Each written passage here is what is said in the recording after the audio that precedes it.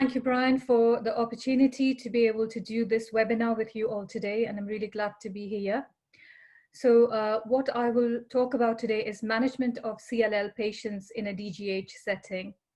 So some of the issues I'll try and address in today's presentation is anxiety and misconceptions about being treated in a DGH, are patients being disserviced, current management of CLL in a DGH setting, key considerations and determinants that influence clinical decision-making when it comes to treatment choice for CLL patients, as well as CLL management in COVID pandemic.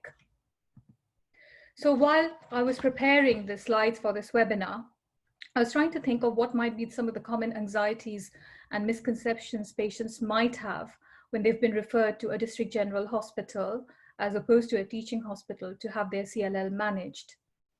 And going through the internet, these are the common points that has been highlighted time and again. And one of the points I want to make here is this: none of these websites are UK based or even European. They're actually all outside Europe. Kind of goes to perhaps show that there is a divide in where there is private care and government care, and the distinction between specialist and non-specialist perhaps is slightly blurred.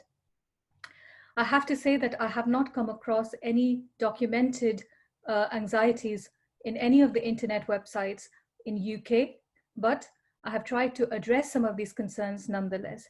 And in my subsequent presentation, I will try and touch base on all these issues. So the common questions that has been highlighted is, will the patient be relying on a single individual to make decision about their care? Will the patient have offer and access to relevant clinical trials? Will the DGH hematologist be well versed with novel therapies? And then there are so many variables associated with CLL treatment. Will a DGH hematologist have enough experience to deal with it? And finally, will the general hematologist will they be able to identify complications associated with CLL, such as autoimmune hemolysis and immune thrombocytopenia? So there are a few points that I would like to make before moving on to the next slide. And that is that there is currently no official definition of a teaching hospital or a DGH. So a teaching hospital is generally understood as a center of tertiary care affiliated with a medical school, often with an academic department and reputation for research. And a DGH is also a major provider of secondary care. It traditionally lacked the research focus. However, in recent years, the distinction between a teaching hospital and DGH has become more and more blurred. Many DGHs are now affiliated with medical schools and actively involved in research with an extensive clinical research trial portfolio. And as for specialty training is considered, this is standardized, where every hematology consultant will have had the same training as they rotate through each of their training posts. And the program is obliged to meet the requirements of the approved curriculum and what must be delivered. And finally, it is never an individual consultant's decision that has been made to come to the final choice of patient's treatment wherever treatment is indicated, because all cases where treatment is indicated will have been discussed in a structured local or regional MDT and is guided by national and local guidelines, NICE approval of therapies, and NHS England commissioning process. So in essence, the point I'm trying to make here is that it is an extremely standardized process across the country. So the next slide is very busy, so I'll just try and quickly take you through, and I'm not expecting you to focus on each aspect of this slide. It just goes to show the referral pathway for chronic lymphocytic leukemia patients, not only in a DGH setting, but across the region. And this is, of course, a referral pathway for Greater Manchester, which is where I'm from. But having served the internet and seeing the referral pathways of a few other deaneries, even from down south, they all look pretty much similar. So CLL patients can have emergency presentation, which I have to say is very uncommon, or they can be referred by GP. The point I want to make here is that if a chronic lymphocytic leukemia patient is otherwise asymptomatic, or they don't have any bulky lymphadenopathy, then it is inappropriate for these patients to be referred on an urgent cancer pathway, which is what we commonly call as 2 weeks referral process. They can be referred as an urgent new patient referral. Now, once this referral has been made, the patient will be seen in the clinic. If, however, they have been referred on the cancer pathway, they will be seen within 7 days of referral, which I, as obviously said, is not always necessary. Once the patient has been seen, they'll have blood tests, the diagnosis will have been made. Bone marrow biopsy and CT scan is not really necessary unless obviously there is any concern about Richter's transformation. Once the diagnosis is confirmed, the patient in most cases would go on active surveillance, which is what we commonly call as watch and wait. And in those cases where treatment is indicated, will be discussed at the MDT. Once an MDT decision has been made, the patient will be reviewed, or phone consultation will take place. And at that point, the patient will be informed about the MDT outcome, and they will also be contacted by the clinical nurse specialist for further management. And when there is relapse or refractory disease, the same process starting right from MDT discussion will be repeated all over again. So coming to the referral pathways involving DGHs, as I said, 70% of the patients have their diagnosis made incidentally from their blood count. And majority of these patients should be referred as an urgent new rather than on the cancer pathway. Now, once the patient has been referred, there are quite a few aspects of their management, starting right from investigation through to diagnosis, treatment choice, if treatment is indicated. It is pertinent to involve patients in that discussion, MDT discussion, and tertiary center referral. I have to say that it is extremely uncommon for chronic lymphocytic leukemia patients to be referred to a tertiary center. The one or two cases I can think about is perhaps a very small DGH where they may not have a relevant clinical trial open, such as the FLAIR trial in CLL cases. And if the patient is eligible for trial entry and treatment is indicated, then they should be referred. The other case I can think about is recently I was listening to a webinar, and there was a patient down south where the patient had treatment with FCR-based chemotherapy at the start of the diagnosis. And then eventually they had some problems 7 years down the line with liver infiltration of CLL. And the DGH consultants felt uncomfortable making the treatment decision. And at that point, the patient was referred on to a tertiary center to have that further discussion. So the point I'm trying to make is that although in majority of the cases, tertiary center referral is not required, there is always an option for tertiary center referral in case of those complicated cases where the DGH consultants might feel uncomfortable managing it in their setting. So the diagnosis of CLL, I have to say, is quite straightforward. We generally make the diagnosis from full blood count. We send flow cytometry sample, and then we do the routine biochemical profile, LDH, virology screen, immunoglobulin screen, because CLL patients can have hypogammaglobulinemia. As you know, if they have issues with chronic infections and the globulin levels are low, then there is an indication for immunoglobulin transfusion. Bone marrow aspirate and lymph node biopsy is generally not required, as I said before, unless obviously there is concerns about Richter's transformation. Likewise, I tend not to do a CT scan at the time of diagnosis. However, if the patient is presenting with bulky lymphadenopathy or has bulky lymphadenopathy at the time when treatment is started, I tend to do a CT scan for two purposes. Again, to make sure that Richter's transformation is not missed. And number two is that if it is predominantly lymph node disease, i.e. SLL rather than CLL, then it helps in remission assessment and response assessment. Now, MDTs are extremely structured. Some areas where the hospitals are quite large, they have their own local MDTs, where there'll be the local hematologist, a transplant physician, radio-oncologist, histopathologist, and obviously the radiologist who are members of that MDT. For those DGHs which are smaller, they will be a part of a much larger regional MDT.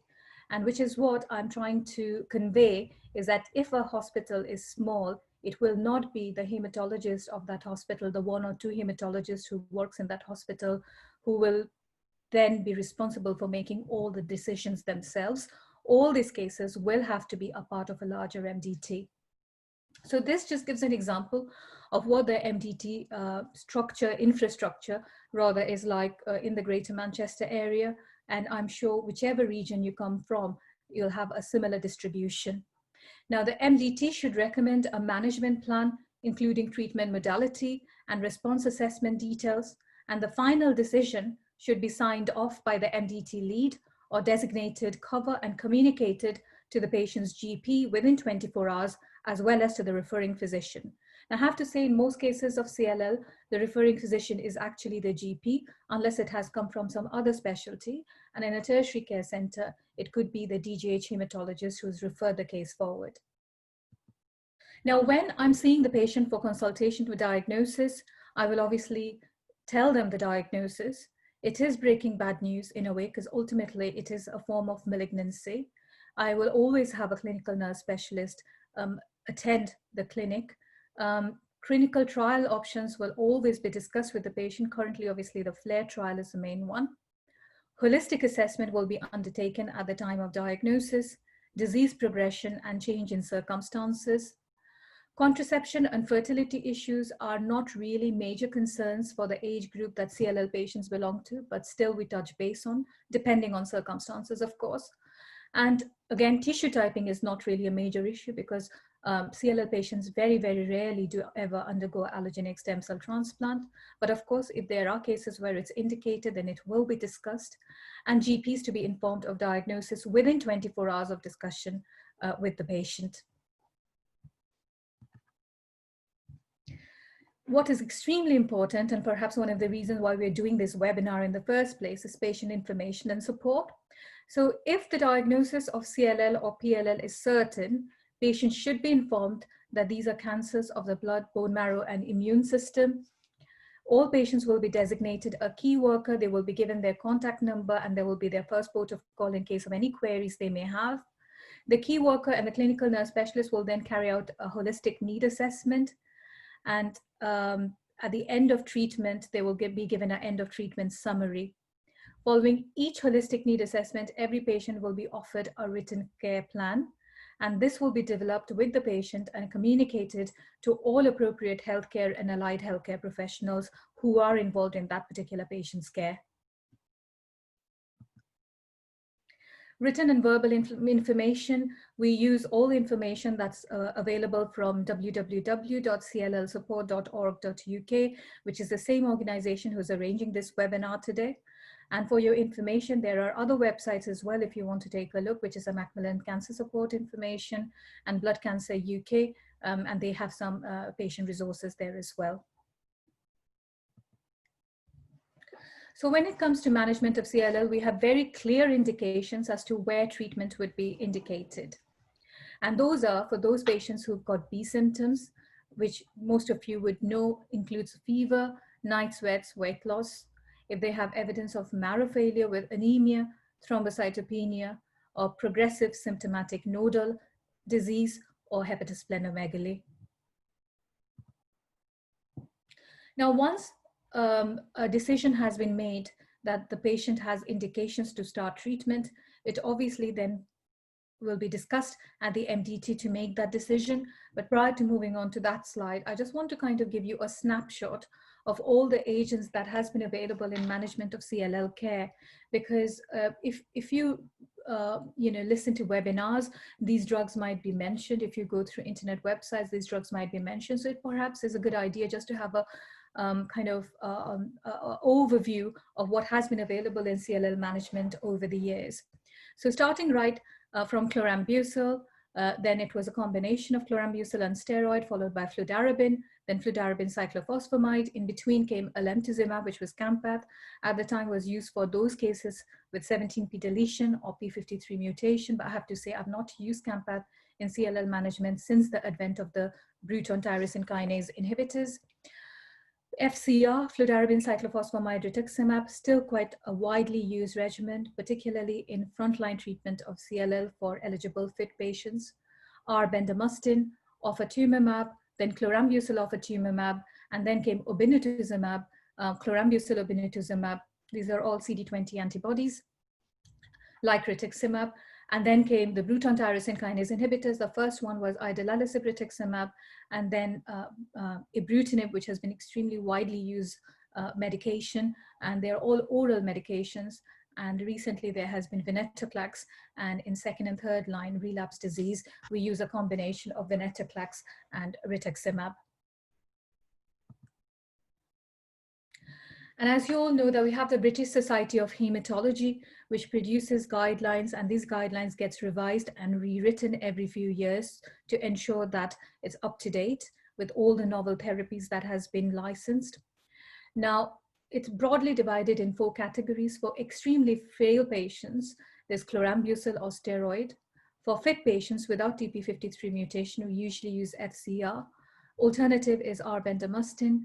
For patients with P53 mutation, we tend to use either ibrutinib or idelalisib rituximab.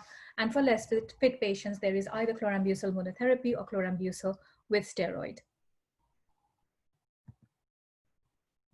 And this nicely gives us the commissioning of NHS England as far as CLL therapies are concerned.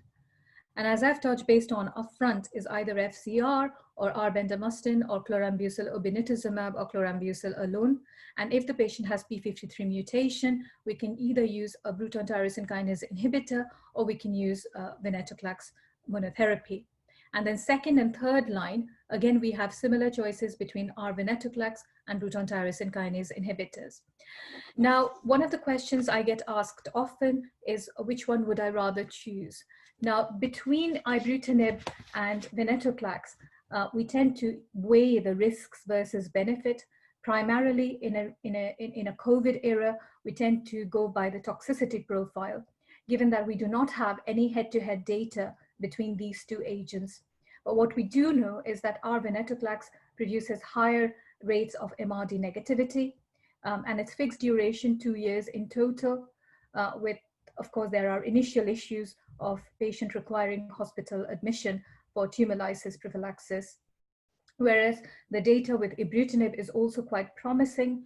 The PCYC1102 trial, which was the original trial on ibrutinib, has recently had their 7-year update, and it shows that the median progression-free survival is about 52 months, and many of them had TP53 deletion.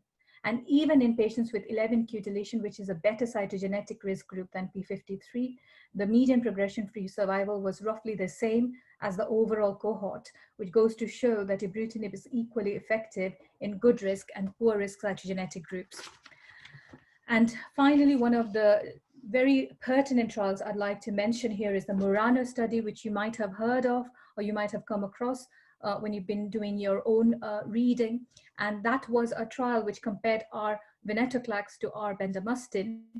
And recently, there's been the 4 years update, which shows 4 years progression-free survival is about 57%. And 2/3 of patients who were treated with our venetoclax had achieved MRD negativity, MRD meaning minimal residual disease, which in terms relates to very good and deep response and remission levels. So once the patient has been treated, or whether they are on active surveillance, which is what I like to call it rather than watch and wait, they may need psychological support to cope with their disease and treatment concept. Provide information to people with CLL during the course of treatment about how to recognize possible disease progression and transformation, and advice on late effects of current and previous treatment is conducted at every consultation. So follow-up arrangements, as you know, we divide CLL into 3 risk groups, which is RISE stage 0, or where patients usually do not need treatment and are on watch and wait, and then RISE stage 2 or 3, or there is BINATE stage A, where patients usually don't need treatment, or BINATE stage B or C, where patients might need treatment. So stage A patients with stable disease require follow-up every 6 to 12 months. Patients with progressive disease will require more frequent monitoring, which is 1 to 3 months, depending on the pace of change. Patients established on oral targeted therapies will need to be seen for assessment of response, tolerability to the medications, and repeat prescriptions. An interval for that, about 12 weeks, is common. Patients who are on follow-up after completion of treatment should be seen as clinically appropriate, reverting back to the same schedule as stable stage A disease if there are no signs of recurrent disease. And remote systems such as telemedicine, which is all the more important during a time of pandemic, for follow-up of patients should be considered with several options in existence, and there should be evidence of high levels of patient satisfaction. With regards to supportive care for CLL patients, it applies to early stage patients as well. One has to bear in mind that second cancers can be more common in patients with CLL than the general population. Specifically, skin cancer prevention advice needs to be given with regards to sun protection and whole body skin inspection, perhaps every 1 to 2 years as appropriate. Vaccination gives a snapshot of the vaccinations that CLL patients should have. One is the Prevnar 13, followed by Pneumovax 23, 8 weeks apart. Influenza, you have to avoid any live attenuated vaccine, which CLL patients should not have, and they should also have the recombinant shingles vaccine called the Shingrix. I couldn't avoid the temptation of putting this slide because it nicely highlights in a snapshot of all the vaccines in CLL patients that should be avoided. I have patients coming to me asking about this or that specific vaccine which they can or cannot have, but this nicely summarizes it all. So now moving on to management of CLL patients during the time of COVID pandemic. Now, as you know, WHO announced pandemic on the 11th of March. And at the time, there were 118,000 positive cases and 4,290 deaths. And the recent data shows that there are 22 million positive cases with 783,000 deaths. And whilst I have to say the pressure of COVID has reduced than what it was in March or April, it tends to fluctuate because just a few weeks back, the case prevalence had gone up by 27%. So whenever you're talking to your patients or making decision, please look into your local prevalence data. And this is meant for physicians who might be listening in to this talk. Think of the local prevalence data, involve patient in the decision making, and then see what the local MDT suggests. Shielding, of course, has clearly been very effective. And currently, any local outbreak are controlled by local lockdown policies. And the things to bear in mind is that if a patient has had COVID, they may have humoral response, which can be effective and provide protection up to about 3 months. And T-cell memory response can provide some protection, eluding that vaccines might in future be an effective way to prevent COVID. Now, these are some of the common questions that I have listed that I've been I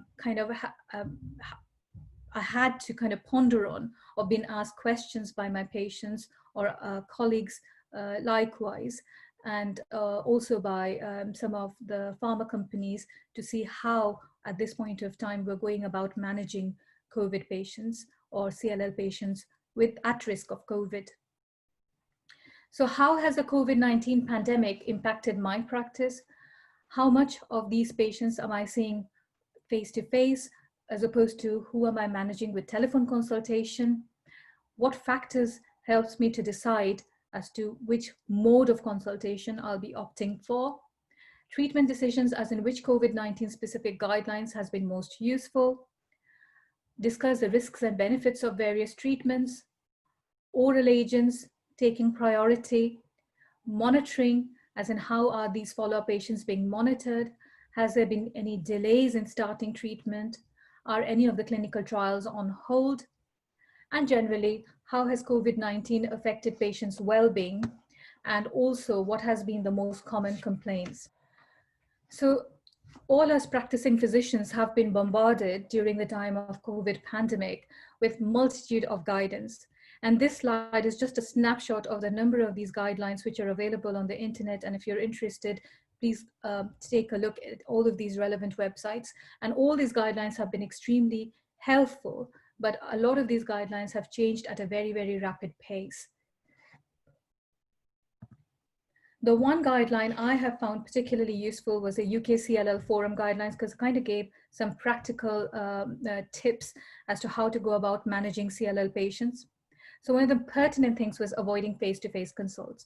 Now I have to say, of all the hematological malignancies, the patient cohort with CLL was perhaps the easiest to manage over the telephone.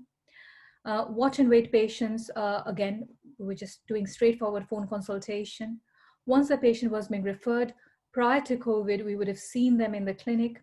Now, it depends. If the patient has been referred on a 2 weeks wait pathway, then sometimes the nurse specialist, we have clinical nurse specialists who would go to the patient's house, review the patient, do the relevant blood test, have the diagnosis made, and discuss the case at the MDT in supervision of the respective consultant. Or in those hospitals where this system is not in place, patients were being reviewed in the clinic had they been referred on a 2 weeks wait pathway. For all other patients, who were the bulk majority, even the first appointment was done over the telephone. But that telephone consultation was extremely detailed, starting right from how the symptoms started, how was the patient diagnosed, what took them to the GP in the first place, and what kind of symptoms or signs they may have. Now, if there is any suggestion of lymphadenopathy, then the patient was given a clinic appointment for them to be examined. If the patient was otherwise completely asymptomatic, which most of the newly diagnosed CLL patients are, then they obviously were given follow-up appointment once the tests were done. With regards to the test, as I said, either the nurse specialist was going to the patient's house to bleed them, or the patients were having blood tests done at the GP surgery and the forms were being sent to them by post, or the patients were coming to the hospital in a bleed and go clinic. So the forms were done on the internet, on the IT system. Patients were coming to the blood room, having their blood tests and going. And then the consultants were just reviewing the blood results on the IT system and calling the patients with the results. For those patients with stage B or C disease, where treatment was indicated, arrangements was made around March, April, May to delay treatment as much as possible. I have to say that has relaxed to quite a significant extent now, whereby if a patient now needs treatment, we're starting it straight away. At the time, AstraZeneca had started a compassionate program, early access program to access acalabrutinib in first-line patients as single agent, which again is a Bruton tyrosine kinase inhibitor and used as monotherapy. So in a lot of centers across UK, acalabrutinib has been used in frontline treatment. For trials, patients, flare recruitment was closed, but those patients who were already on flare continued with their respective treatment. For those patients who had already started immunochemotherapy in the way of FCR, the prerogative was to stop treatment after they've had 3 cycles, or to delay treatment slightly for as long as possible. If it came to second line or third line treatment and there was a choice between oral Bruton tyrosine kinase inhibitors or venetoclax, again, as I said earlier on, we were focusing on the relative toxicity profile and the need for hospital visits. And at that point, oral therapies were preferred. For those patients who were getting our venetoclax treatment, rituximab treatment was postponed. But at this point of time, we have resumed with all our antibody treatment. So that's not an issue anymore. For those patients who were overlapping between Bruton tyrosine kinase inhibitors to venetoclax, there was recommendation that rather than doing an abrupt overlap, we kind of do it a bit more protracted way. And for those patients who were on immunoglobulin infusions, because the risk of exposure to COVID was outweighing the benefits of infusion, we temporarily withheld it, and the consultants were expected to make a decision on a case-by-case basis. But I have to say that in our center, we have resumed with all the immunoglobulin infusions for all those patients who were getting it prior to the COVID pandemic, provided the indication still exists. So with regards to shielding and management of these patients, as I said earlier, please assess the local prevalence. All patients need to be absolutely involved in the treatment discussion. They need to exactly have a clear understanding of what they are opting for. And very importantly, all the patients who are starting treatment will have to be swabbed for COVID-19 prior to starting treatment, and staff treating this patient will have to have regular access to COVID-19 swabbing. Now, when in March there was proper absolute shielding, then decision-making was easy because everybody was shielded. But of course, as you know, that since 6th of July, shielding has been relaxed. And since then, it has been kind of quite a difficult task for physicians, particularly when they are receiving phone calls from patients asking about specific shielding advice depending upon their personal circumstances, because there aren't any clear guidelines and is left to some extent to the patient and their physician and GP's discretion.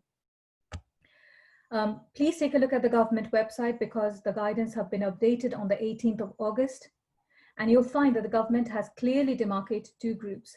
One is a clinically extremely vulnerable group, and then the other group who are at moderate risk of COVID. Now, both these groups of patients can go back to work as long as the phrase they have used is that the workplace is COVID secure. And of course, there is full emphasis on working from home if possible. With regards to the patients who are at moderate risk of COVID, one of the risk factors for COVID has been age. And as you know, the average age for CLL patients is 72. And for any patients who are above 70 are within the moderate risk of COVID group. So by virtue of that, a lot of the patients, pretty much bulk majority of patients, will perhaps be at moderate risk of COVID, which is higher than the general population. Also, to mention that any added comorbidity poses an additional risk. However, patients who are young and otherwise well, with no other documented comorbidities and have stage A disease, are perhaps slightly at a lower risk of COVID. There are few categories which I have included here. The questions that I get asked often by patients in the telephone consultation. The first group are those patients who work as teachers. As you know, the teachers currently are quite vulnerable because they socialize with children. The government has made a decision on the 8th of August to open schools. So all children from September will be going back to their school. And there are 2 paragraphs which are included about staff protection, and particularly staff who are vulnerable. However, with regards to protection for teachers and children, ownership goes to school administration and school management. The other question I get quite often from my CLL patient group is contact with grandchildren. Now, as such, there isn't any specific guideline to that, but particularly for patients who are on active treatment, I will advise to meet the grandchildren outside closed enclosures. And finally, travel. Now, travel is absolutely fine as long as you're avoiding plane travel or cruises, or stay in hotels if possible. So I hope with this presentation, I have been able to allay some of the anxieties that patients may have if they are referred to DGH. The treatment process, the decision-making process, everything is extremely standardized, and you should get similar management irrespective of whichever part of the country you come from. So that brings me nicely to the end of my presentation.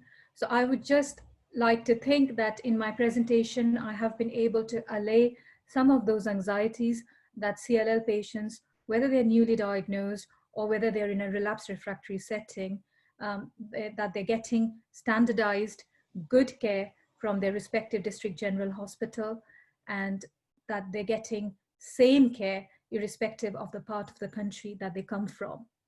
And the care of patients for CLL in DGH is of a standard comparable to that observed in tertiary level centers.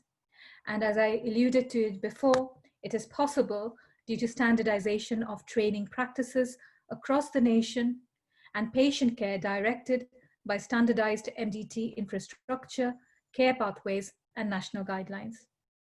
I'll be happy to take any questions. Thank you.